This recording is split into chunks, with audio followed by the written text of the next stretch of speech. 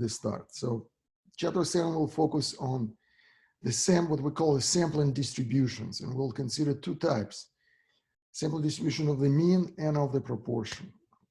Let me give you first kind of general ideas what those are. So sampling distribution is a distribution of all possible values of a statistic for a given size of the sample selected from a population. Okay. Now, if you take any formula and then use that formula for some data, for a random sample,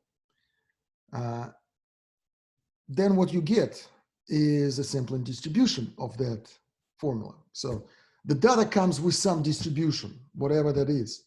And then by applying, for example, let's say normal, and then applying some formula will may potentially change the distribution. A lot of it could be inherited, but some may be changed. Okay, so that's why sampling distribution is related to those distributions that we studied. Okay, it's a special case. It depends on the original distribution of the data, but could be very different at the end, and we will see some examples here. Often what we will see, it will anyway end up, for simple cases, anyway end up normal, even if the original one is not normal. That's amazing part of the statistics, and we'll see some amazing results about it, which can be also proven in the more advanced courses if you're interested. Okay. So often I might say that often those sampling distributions are not known. Conceptually, we know they are there if the original data has some randomness. But often at the end, after we apply a formula, it's not known. But for simple cases, it's usually known. And the simple cases that we'll consider here, it is known, and we'll study that. For more complicated cases, we know approximately often what the result is, using the same ideas that we'll discuss today. So those simple cases is the sample mean, as I mentioned, and the sample proportion. Okay, so what is sampling distribution of the mean? It is a distribution of all sample means for all possible samples of a certain size. So it depends on sample size. Remember, we denoted it with M. Right? Often it might be infeasible actually to observe fully what we mean by all. You see, I emphasized here with red color, all samples for all possible samples, right?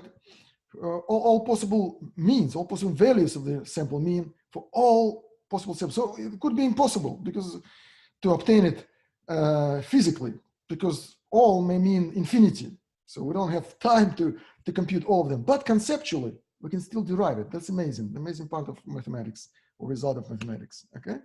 And we can have a formula, precise formula often, or at least approximate formula to describe those sampling distributions. Even if we don't know the original ones, that's the amazing part, okay? So let me give you an example first to capture the ideas. Now, I will give example with a very, very small population, n equal 4. Why? Because you will see that even with this small population, you know, that idea of all possible values would be quite a big number relative to what we start with. And when we have sample size even bigger, then it's physically impossible to compute, but the ideas are still there, okay? So suppose our random variable is the age of individuals, and suppose we have selected 4 individuals, maybe from this class or any other class or people on the street. And suppose they were 18, 20, 22, 24, okay? Now, if we then say, okay, let's compute the population mean. Since we know the population, we can compute the population mean. That would be just the average. We can also compute the population standard deviation. So the mean will be very easy. You get all these numbers, sum them up, divide by 4, boom, 21. That's our population mean for this very simple, very naive population. Now, naive in the same of number, right? Or artificial, imaginary, you would say. Now, sigma, the standard deviation here, the population one, will be 2.236. There will be more numbers there, but we can round it up to this. And the population will look something like this, okay? It sort of looks like uniform distribution. It's not really uniform because uniform is continuous, but we have here only 4 observations. So you can think of this as a kind of discrete uniform in some sense, okay? And this is what we start. That's our population. We know the mean, we know the standard deviation. Now let's compute the sample means. Let's take the samples from this very small population. Let's take what we call repeated samples. And the samples will be only two observations. We can draw them randomly. Okay, we can keep drawing. Now, how many times can we do that here to avoid repetitions? Well, we know from the counting rules, it will be 16. Okay, I can even list all of them here because we have small number of sample observations and only 4 observations in the population. All of them I can list here. Okay, there are some of them will be 18, 18. Others will be 20, 20, and so on, and then some of them will be there. So here, this easy way to sort of list all of them, all those 4, all the possibilities when we draw from the population. Now we can continue drawing from population after the 16, but they will be repeating some of this, so it will not make sense to do that. Okay, so when we just focus on these 16 possible samples, now let's compute sample means for all of this. Now, it's very easy. It's just 2 observations. We would just, the sample means will be very easy. So here, of course, will be 18, 20, 22, 24, and that's you see here. And then here will be 20 plus 18 divided by 2 will give us 19. We see it here, and so on and so forth. You do it for everyone, okay? So this is our list of 16 sample means, all of the values. So by that definition that I gave, it's all of the values. Well, it was possible to do because it was very small population, very small sample here. Now, I will reproduce that table here, same table as from previous slide. And now let me plot the sample mean distribution.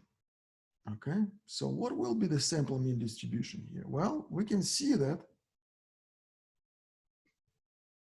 18, that's this value 18, appears only once out of 16. So it will have, if we use the histogram idea, for example, we'll see that will be the frequency.